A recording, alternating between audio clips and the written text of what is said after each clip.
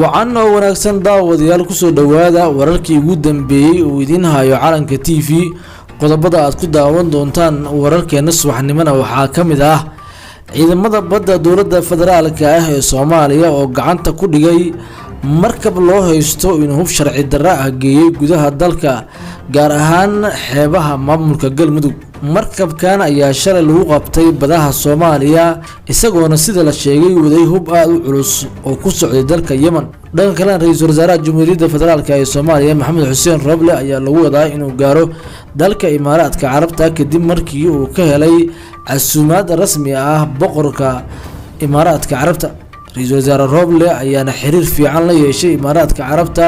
oo cadow ku ah Soomaaliya isagoona gabadh siyaasadeed ka dhiganaya maadaama dagaal xun uu kala dhaxeeyo madaxweyne Farmaajo ra'iisul wasaare Roble ayaana safarkan waxa ku heli doona Axmed Madoobe iyo Saciid Cabdullaahi Dani oo iyaguna maalmo uu ka dambeey doona kadib markuu gaaro magaalada Abu Dhabi Saciid Dani iyo Axmed Madoobe ayaa xulufo siyaasadeed hadda la noqonaya ra'iisul wasaaraha Jamhuuriyadda Federaalka ee Soomaaliya Maxamed Xuseen Roble gaar ahaan Saciid Dani oo sida la sheegay ee maalmo dhow noqdeen saaxiibo aad isugu dhow waxaana arintan imaanaysaa xilli dagaal culus oo ka dhaxeeya madaxweyne Farmaajo iyo ra'iisul wasaare Roble qodobada kale aan wararkeena ku soo qaadan doonana waxaa kamid ah maamulka Somaliland oo si kulul ugu soo jawaabay go'aan ka qaatay xiriirka kala dhaxeeya Soomaaliya iyagoo si cad u sheegay inaysan mar dambe wada hadal la furi doonin Jamhuuriyadda Federaalka ee Soomaaliya maadaama ay Soomaaliya ku tumanayso ama sharaf u dhac u geysanayso maamulka Somaliland dowladda Itoobiya oo si toos ah ugu sheegtay Somaliland inay tahay maamul ka tirsan Soomaaliya oo aysan ula dhaqmi doonin si dowlad ah maadaama madaxweyne Farmaajo uu ka soo xiray Muuse Biixi iyo kooxdiisa wada walba oo imika u furneed qodobada iyo kuwa kale oo xiiso badan ay wararkeena subaxnimo ku daawan doontaan fadan daawada hadii ay tahay marka koobaad aad soo booqato channelkeena subscribe oo furagan balaalka si aad u noqoto daawadaha koobaad ee barnaamijyadeena mahadsan ciidamada badda Jamhuuriyadda Federaalka ah ee Soomaaliya ayaa gacanta ku dhigay markab la sheegay inuu hub sharci darro ah keenay gudaha dalka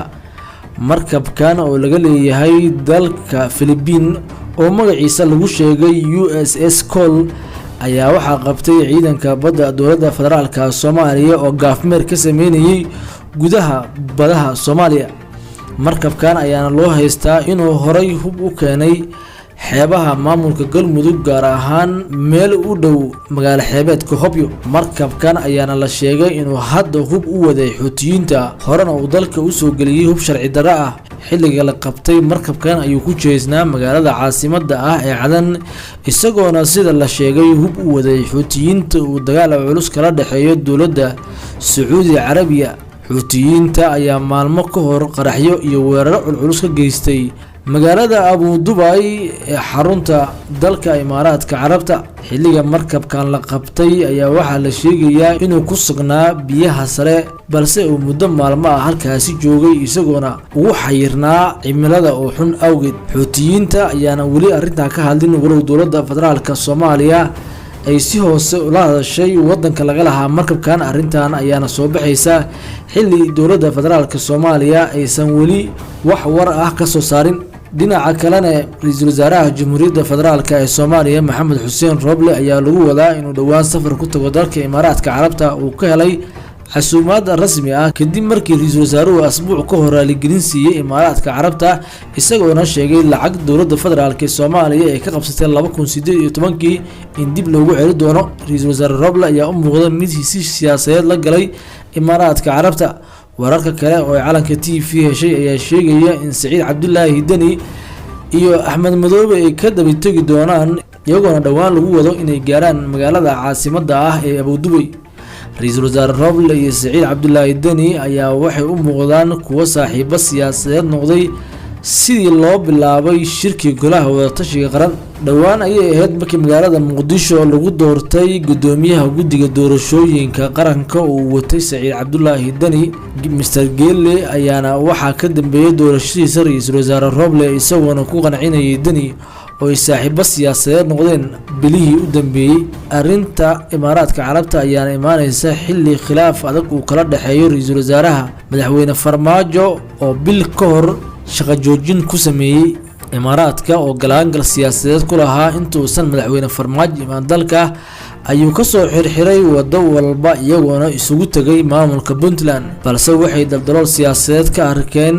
madaxda u sareysa dowladda federaalka Soomaaliya oo isqabqabsi ka dhaxeeyay waqtigii u dambeeyay ra'iisul wasaare Roble ayaa meel walba u arkayo inuu ka damqi karo madaxweyne farmaajo daboolka ka qaadaya shirad ayayna ahayd markii golaha wasiirada ay ku dhawaaqeen in lagala laabtay go'aankii argagixisada loogu tilmaamay ururka oo alif madaxweyne farmaajo oo 2018 raaligelin ka bixiyay falkaasi lagula kacay maamulkaasi dhinaca kalena maamulka Somaliland ayaa si cad u sheegay inay tallaabo ka qaadi doonaan jamhuuriyadda federaalka ee Soomaaliya iyagoona sheegay inay wada hadal dambe la furi doonin waa sidii hadalku u dhigeen maadaama madaxweyne farmaajo uu wado walba ka soo xiray dhinaca kale dowladda Itoobiya ayaa si cad ugu sheegtay Muuse Biixi in Somaliland